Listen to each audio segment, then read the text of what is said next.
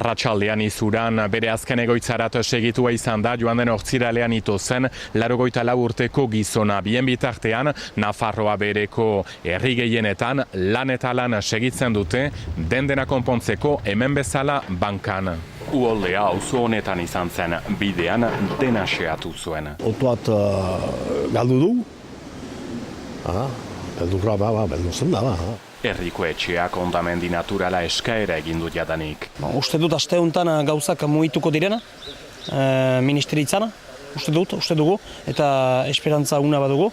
Duela 101 urte kalte handiak izan zituzten hemen, baina geroztik ez du neork horrelakorik gogoratzen. Hemen miliunkak dira gaztiak erreketan. Auzoak ukandu borda jintzaiko alimaneko mendoia gainetik etena deseindako. Biziki fite goititu da erreka. Ez du jauseiten alizan.